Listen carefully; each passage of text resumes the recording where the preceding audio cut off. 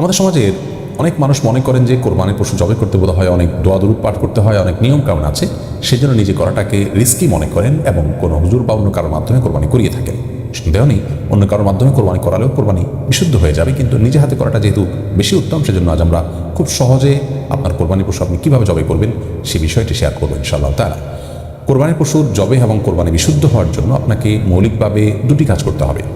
প্রথম কাজ হলো বিসমিল্লাহি আল্লাহু আকবার বলে আপনি জবাই করবেন, আল্লাহর নাম নিয়ে জবাই করবেন, এটা হলো প্রথম কাজ। আর দ্বিতীয় কাজ হলো কোরবানির পশুর খাদ্যনালী, শ্বাসনালী এবং দুই পাশের চিকন দুটি নালী এগুলো কাটা গেল কিনা সেটি আপনি নিশ্চিত করবেন। খাদ্যনালী, শ্বাসনালী এগুলো অপেক্ষাকৃতভাবে একটু পুরু হয়ে থাকে, মোটা হয়ে থাকে, বড় হয়ে থাকে, আর বাকি যে দুই পাশের দুটি সরু নালী থাকে সেগুলো আপনি কাটবেন। এটুকু যদি আপনি নিশ্চিত করেন তাহলে আপনার কোরবানি বিশুদ্ধ হয়ে গেল আলহামদুলিল্লাহ।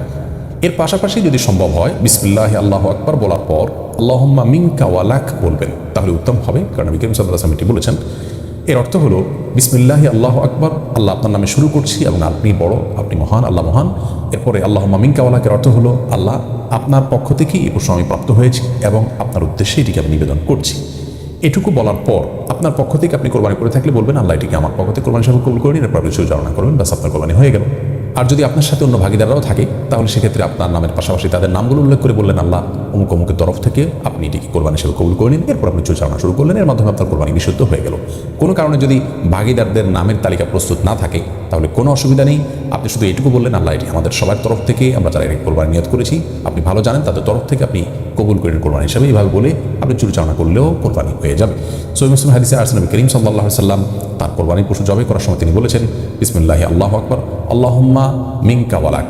আরও বলেছেন আল্লাহুম্মা তাকাব্বালহু মিন মুহাম্মদ ওয়া মিন আলি মুহাম্মদ ওয়া মিন উম্মতি মুহাম্মদ, যার অর্থ হলো আল্লাহ এই কোরবানি পশুকে আপনি মুহাম্মদের তরফ থেকে, তার পরিবার এবং মুহাম্মদের তরফ থেকে আপনি কবুল করে নিন। ঠিক একইভাবে আমরাও যাদের তরফ থেকে কোরবানি করছি তাদের তরফ থেকে কবুল হওয়ার দোয়া করে এরপরে আমরা পরিচালনা শুরু করলে কোরবানি বিশুদ্ধ হয়ে যাবে। খুবই সহজ।